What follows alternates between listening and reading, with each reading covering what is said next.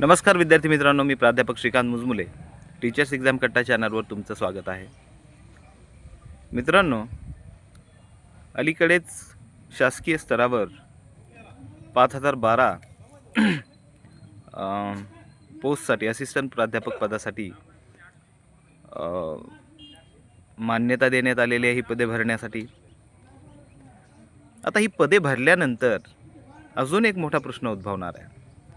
ठीक आहे, सरकार म्हणतंय, माननीय उच्च शिक्षण मंत्री म्हणतायत की ही पदं भरली जाणार आहेत. ठीक आहे, ही पदे भरल्यानंतर 5000 पदे भरल्यानंतर किंवा 5012 पदे भरल्यानंतर जो प्रश्न निर्माण होणार आहे तो CHB प्राध्यापकांचा. प्रत्येक महाविद्यालयावर आता जवळपास 10, 12, 15, 20 प्राध्यापकांची पदं ही CHB तत्वावर क्लॉक हवर बेसिसवर भरलेली आहेत. आता ज्यावेळेस ही प्राध्यापक भरती होईल त्यावेळेस ही CHBची जी पदं आहेत ती उडणार आहेत. सोशल सायन्सचा विषय असेल तर एकाच 2 प्राध्यापक काय करतात, CHBवर करतायत. CHBवर 2 प्राध्यापक भरले जातात. जर एखादा पूर्णवेळ प्राध्यापक नसेल एखाद्या ठिकाणी, एखाद्या महाविद्यालयात, अशा वेळी काय केलं जातं, तिथं 2 सोशल सायन्सची असतील तर 2 पदे भरली जातात, लँग्वेजची असतील तर 3 पदेही तिथे भरली जातात. म्हणजे जर आता 5000 पदं भरली, फुल टाईम पूर्ण वेळ भरली, तर ही 10 ते 12,500 CHBवर क्लॉक हवर बेसिकवर काम करणारी प्राध्यापक मंडळी बेकार होणार आहेत. म्हणजे 5000 पदं भरल्यानंतर ह्या 12,000-12,500 क्लॉक हवर बेसिकच्या प्राध्यापकांचं आयुष्य उद्ध्वस्त होणार आहे. कारण यांनाच त्यांच्या कॉलेजवर प्राधान्य देतील अशातला भाग नाही. काही काही महाविद्यालयं, काही काही संस्था खूप चांगल्या आहेत, जे आपल्याकडे करत होते त्यांनाच प्राधान्य देतात. काही काही मुलाखतीमध्ये चांगले जे गुणवत्तेमध्ये बसत असतील अशा कॅन्डिडेटना काहीही 1 रुपया न घेतात आपल्याकडे. पण बहुतेक संस्था अशा नाहीत. काही चांगल्या संस्थांच्या बाबतीत जरी हे खरं असलं तरी मग यावर उपाय काय आहे?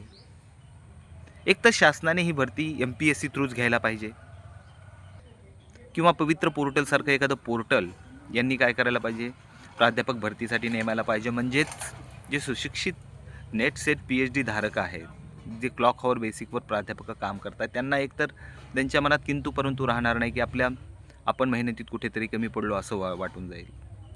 दुसरीकडे काही फक्त नाममात्र डिग्री धारण केलेले आणि ज्यांना शिक्षण क्षेत्रात काहीही रस नाही असेही काही जण आहेत जे क्लॉक हवर बेसिसवर काम करतात, पण ते संस्थाचालकांच्या जवळ असल्यामुळे अशांची वर्णी त्या ठिकाणी लागते आणि मग पात्र उमेदवारावर काय होतो, अन्याय होतो. अशा परिस्थितीमध्ये उपाय हा आहे की पवित्र पोर्टल सारखं एखादं पोर्टल प्राध्यापक भरतीसाठी निर्माण करण्यात यावं, ज्यातून परीक्षा घेऊन मोजकेच 1:3 किंवा 1:5 या प्रमाणात कॅन्डिडेट जे आहेत ते मुलाखतीसाठी शासनातर्फे देण्यात यावेत. त्यासाठीही जसं पवित्र पोर्टलला प्रिफरन्सची सोय आहे तशी सोय देण्यात यावी. दुसरी गोष्ट, हे जे CHBवर क्लॉक हवर बेसिसवर काम करणारे महाविद्यालयामध्ये जे प्राध्यापक आहेत यांना तिथं कमीत कमी 20-25% तरी 25% तरी रिझर्वेशन द्यायला हवं, जे अगोदरपासून काम करतायत. असं काहीतरी शासनाने धोरण राबवायला पाहिजे. नाहीतरी अनेक ठिकाणी सेकंड क्लास, आपलं काय म्हणता येईल की क वर्गाची पदे ही काय केली जातात, कंत्राटी पद्धतीने भरली जातात, क आणि ड वर्गाची पदे, आणि मग नंतर त्यांची मागणीनुसार त्यांना काय केलं जातं, किंवा आंदोलन वगैरे केल्यानंतर त्यांना परमनंट करून घेतलं जातं. मग प्राध्यापकांनाच, हे जे हजारो घरं उद्ध्वस्त होणार आहेत त्यांनाच का नाही, त्यांनाही अशा प्रकारची सवलत द्यायला पाहिजे. शासनाने काहीतरी धोरण राबवायला पाहिजे, किंवा त्यासाठी स्पेशल 20-25 मार्क तुम्ही जे इंटरव्ह्यू घेताय त्यामध्ये ठराविक मार्क हे CHBवर करणाऱ्या प्राध्यापकांना द्यायला हवेत. आणि ह्या 5012 व्हॅकन्सीज भरताना अजून एक मुद्दा तुम्ही गृहीत हे करू शकता की CHBवरील प्राध्यापकांना तरी मानधन भेटतं, पण विना अनुदानित तत्वावरील प्राध्यापक जे आहेत, विना अनुदानित महाविद्यालयात करणारे जे प्राध्यापक आहेत ते वर्षानुवर्षे, कोणी 10-10, 15-15 16-16, 17-17 वर्ष करणारे प्राध्यापक मला माहीत आहेत, ज्यांना 1 रुपयाही भेटत नाही. आज ग्रँट येईल, उद्या ग्रँट येईल या आशेवरती आहेत. अशा वेळेस यांना ग्रँट भेटावा असं शासनाचं काहीतरी धोरण पाहिजे. जी महाविद्यालय 10-10, 15-15 वर्षापासून कार्यरत आहेत. या प्राध्यापकांना, विनाअनुदानितच्या प्राध्यापकांना, CHBच्या प्राध्यापकांना कधी न्याय भेटणार आहे? एक तर त्यांना ठराविक मानधन देण्यात यावं.